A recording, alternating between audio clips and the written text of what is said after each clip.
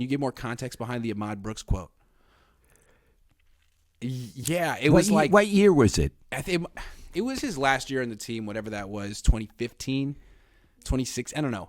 And they lost again bad in Seattle. And we went up to him because we were usually the only ones that went up to him. And we said... Hey, people were afraid. Hold on. People were afraid to go up to him.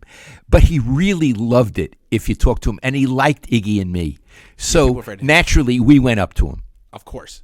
And we asked him, like, how come you guys have such a tough time up here no matter what? And he just was like, he stopped for a second just to think about it. He's like, that's a good question. I don't know. I mean, it's really gloomy up here and dark and rainy. And he was just sort of like brainstorming ideas. It was really funny. He was very whimsical like that.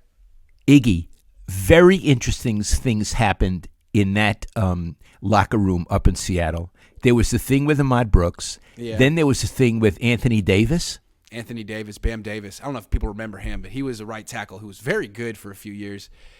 He didn't like the interviews, and mostly people left him alone. But in this game, they got beat. I think it was regular season. Another good team that lost to Seattle in Seattle. And after the game, Mindy Bach, the nicest lady ever, went up to Anthony Davis with a cameraman and a microphone and was asking him, like, hey, you lost, but you tried hard type of questions. Nothing to put him on the spot, but just the general questions you would ask after a loss. And he kind of lost his cool. Like on camera, he just was sitting there being like, man, I hate these questions. These questions are awful. I hate these questions. And he was like, it seemed like he was about to lose it. And you were there. Trent Baalke was right there standing. He was right there. And you just turned to Trent in a loud voice and said, hey, Trent, is he representing your organization well right now? And Trent was like, Anthony, let's go. And he took him out of the locker room and they walked out. Yeah, they got the hell out. Yeah. Trent, because Trent's the general manager, he should have stepped in and said, Anthony, answer their questions. Yeah. But Trent, I don't think, has as much courage as he pretends to have. And Iggy, True. I got such pleasure saying that. Is he representing your organization the way you want? And there was one other thing in Seattle. They got beat in, was it the championship game or the Joe Staley? Oh yeah. So we went. That was 2013 when they lost on the Richard Sherman tip interception to Malcolm Smith, like the most heartbreaking loss ever. We go to Joe after the game to get, his emotional take on the game, and he sort of clams up on us and snaps at us after a couple of questions and is upset, and no one holds it against him. We all he's wonderful. He's wonderful. So we just moved on and asked questions of other people.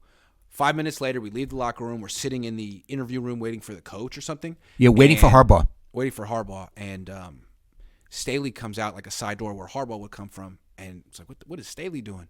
Pokes his head out and says, hey, Lowell, could you come here for a minute? Yeah. And because I guess he snapped the most at you during the group interview. And I didn't see this part. You can tell the rest of the story. Well, then we went out into a private area, and he said, Lowell, I was rude to you. I'm so sorry, and I apologize. I'm not normally that way. I'm having a tough time today. And I got to tell you, I did this for like 40 years, 37. I never had a player ever be that courteous, a stand-up guy. And I felt emotional, and I said, Joe, I have tremendous respect for you. There's nothing for you to apologize for. But didn't he also, beyond apologizing, didn't he also say, ask the question again, let's do it again? Yes, he did. You're right. He did. Ask me your question again, let's do it again. Joe Staley is just a wonderful guy. Yep.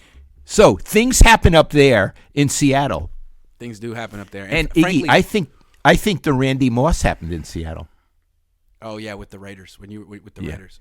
Yeah, let's move on from that. But let me just say, I've been covering this team for a long time. I've gone to a lot of games in Seattle. Okay, there's been frequent times where me and you both felt the Niners are going to murder the Seahawks in Seattle. Yeah. It's never happened. Never happened. In fact, what almost always happens is the Seahawks win. Sometimes the Seahawks murder the Niners. Twice they've won. And I was at neither of those games, the Niners. So if the Niners beat Seattle, and Seattle would be the first time I've ever seen that in person. and it'll all be because of Brock Purdy. Brock Purdy, a.k.a. King Arthur, a.k.a. King David.